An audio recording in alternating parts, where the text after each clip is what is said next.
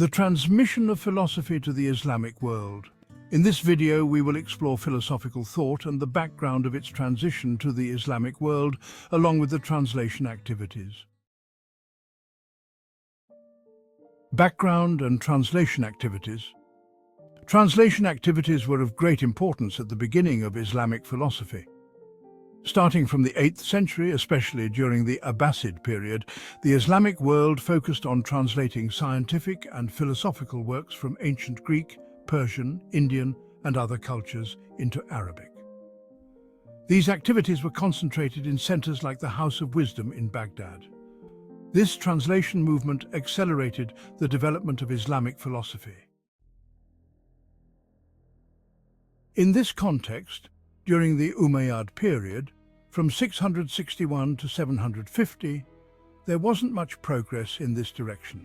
This can be explained by the fact that the Umayyad caliphs were focused on consolidating their political power and solving the administrative and economic problems that came with being a young but large empire.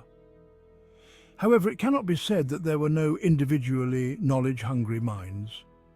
A significant example is the Umayyad Emir Khalid bin Yazid, who, realizing he could not become caliph, sought solace in alchemy and astrology. According to sources, Khalid introduced the first Arabic translations of works on medicine, astronomy, and alchemy to Islamic society.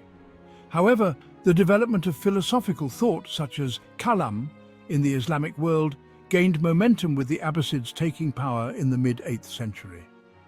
During this period, interest in science and philosophy increased so much that scientific and philosophical works were no longer a matter of individual initiative, but became state policy.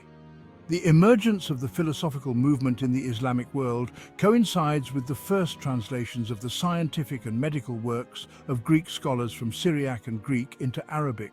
Because the Arabs were practical thinkers, they became interested in the abstract aspects of Greek thought later on.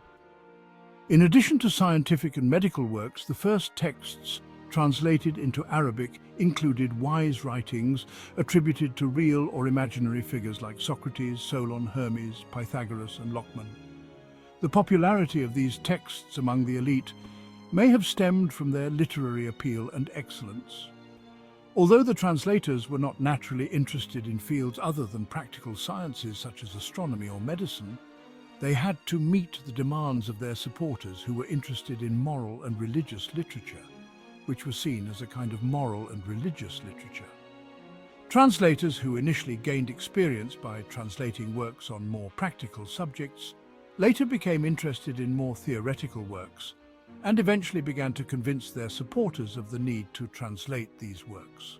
The great translators, most of whom were Syriac-speaking and followers of the Nestorian and Monophysite sects, were not merely translators or blindly imitating Greek or other foreign authors.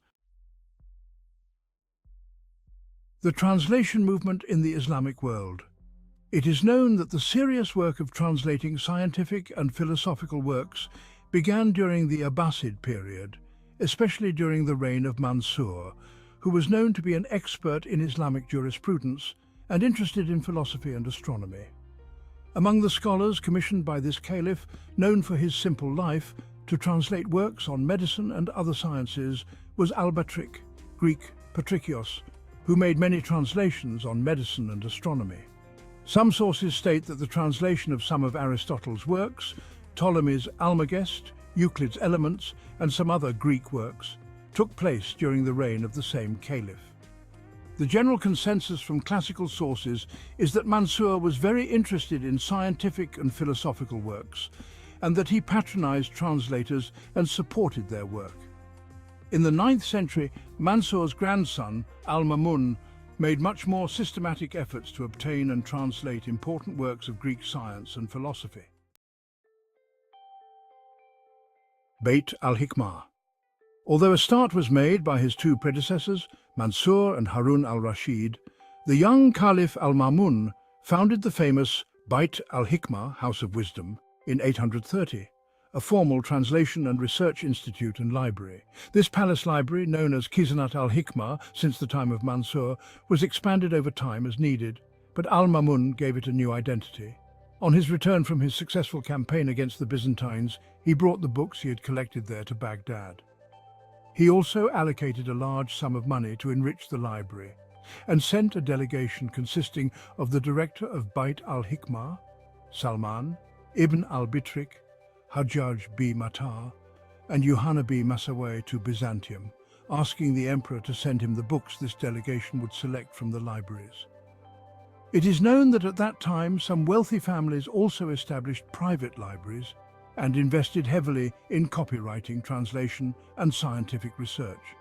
For example, 3 scientists and explorer brothers named Muhammad, Ahmad, and Hassan, known in history as the Banu Musa, sent another delegation to Byzantium under the leadership of Hunayn b Ishaq and obtained books in exchange for large sums of money. With books brought from both church schools within the empire's borders and from neighboring countries and Cyprus, Bait al-Hikmah became the richest library of the Middle Ages and a center of intense scientific research. Bait al-Hikmah in Baghdad was not an independent structure but a diverse building within the palace complex. In addition to the sections where the books were kept, there were rooms reserved for writers, translators, scribes, copyists, and bookbinders, as well as a reading room. Bait al-Hikmah was staffed by a director with the title of Sahib Bait al-Hikmah, writers and translators, scribes working under them, copyists who reproduced the written books, papermakers and bookbinders. Reasons that triggered translation activities. The reasons that triggered translation activities in Islamic philosophy stem from both internal and external factors. Here are some of these factors. Internal reasons. 1. Interest in science and philosophy. The interest in science and philosophy in the Islamic world encouraged translation activities.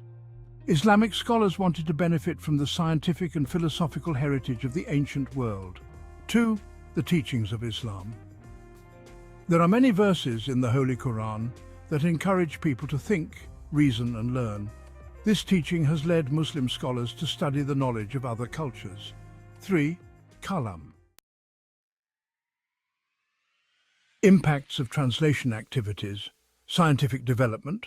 Through translation activities, Muslims have made significant progress in mathematics, astronomy, medicine, philosophy, and other scientific fields. Philosophical discussions. The introduction of ancient Greek philosophy to the Islamic world contributed greatly to the development of Islamic philosophy and led to the emergence of new philosophical discussions. Cultural enrichment. Translation activities have led to cultural enrichment in the Islamic world and have transferred the knowledge and cultural heritage of different civilizations to Islamic civilization.